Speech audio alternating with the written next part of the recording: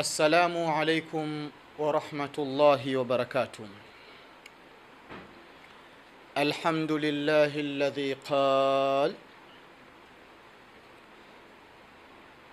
وما يعلمان من أحد حتى يقولا إنما نحن فتنة فلا تكفر.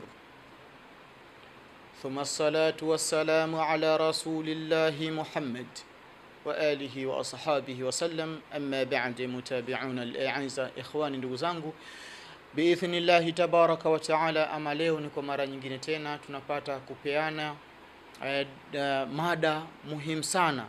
Ama leo mada yangu inasema sihr al-maqabir, uchawi wa makaburini. Uchawi wa makaburini ndiyo mada yangu leo hii.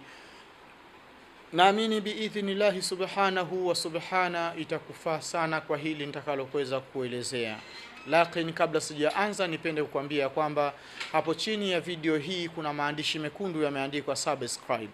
Basi yabonyeze maandishi hayo mara moja, kisha itakuja alama ya kengele, nayo hiyo tena ibonyeze mara moja. Hiyo itakufanya mimi na wewe tuendelee kuwa wanafamilia wa channel yetu hii pendwa, na kila zuri litakapotoka, basi mimi na wewe tutakuwa ni watu wa kwanza kufikiwa na taarifa hiyo kwa uwezo wake subhanahu wa subhana.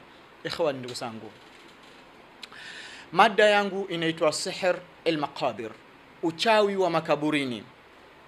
Kwa nini nasema ni uchawi wa makaburini? Tunasema wa huwa as'ab anwa'i as-sihr ala itlaqi fi al-ilaj.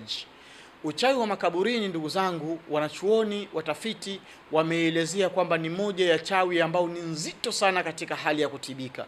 Ni chawi ambayo inapompata mtu inamletea maradhi mazito sana katika mwili wake, au inamletea matatizo makubwa sana katika mwili wake, na hivyo hata matibabu yake yanakuwa ni mazito sana na ni magumu sana kwa idhini yake subhanahu wa ta'ala. Lakini hapa tunaenda kuyaondosha kwa uwezo wake. La ilaha illa Allah Muhammadur Rasulullah.